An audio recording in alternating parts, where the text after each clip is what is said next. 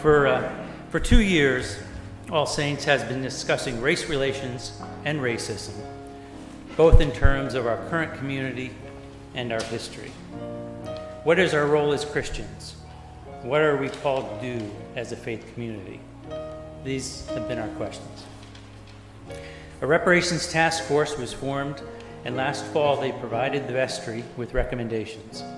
After discussions by the vestry, the task force provided revised recommendations, and at the May vestry meeting 2 weeks ago, the vestry voted to move forward with the recommendations.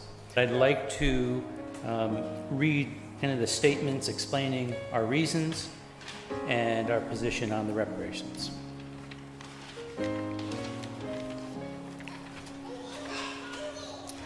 First, we know that we are inextricably intertwined with one another, connected as children of the same God, called to build what Martin Luther King dubbed a beloved community, commissioned by Christ to serve him by serving the least of these. We understand that we both do harm and are also harmed as a parish and as individuals by the sin of systemic racism. We understand that any repentance of our complicity in the sin of systematic racism comes with the requirement to engage in acts of atonement and healing.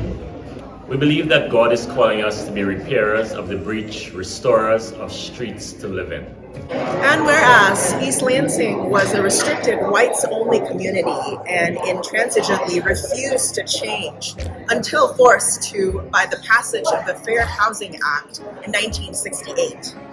In 1953, All Saints members discouraged Dr. David Dixon, the first African-American professor at MSU and a member of the church, from trying to purchase a home in East Lansing because it might adversely affect fundraising for construction of the new church. Historic housing practices in the Lansing area kept African Americans redlined into areas where they could not get federal mortgage backing, forcing many to rent or purchase on contract.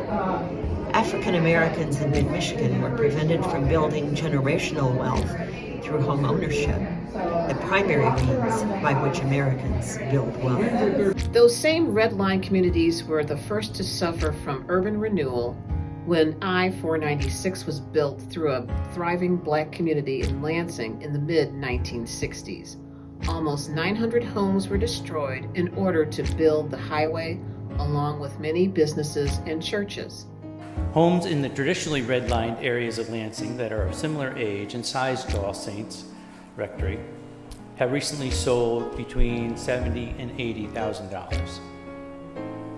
The rectory, the value of the property next door to the rectory is estimated to be more than 3 times that.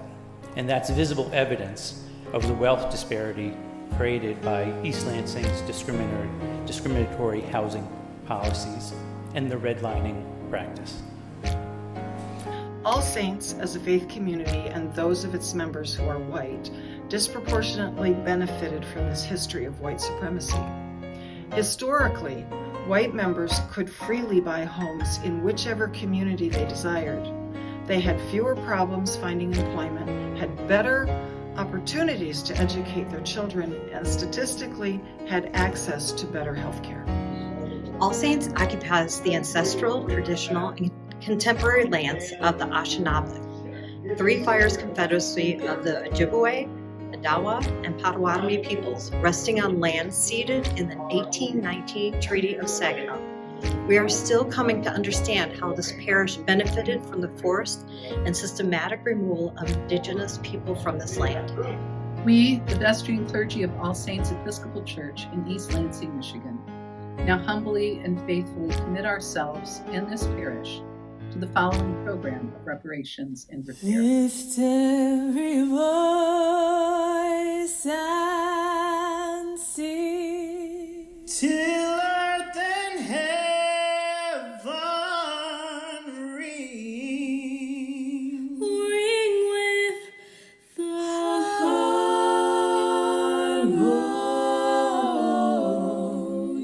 harmonies of the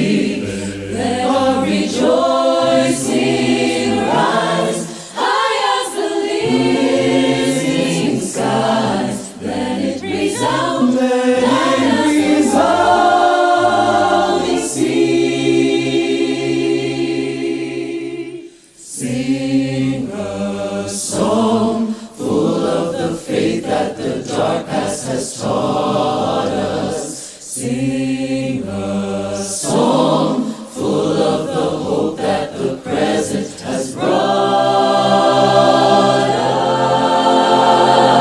us. Facing the rising sun of our new day begun. Let us march on till victory.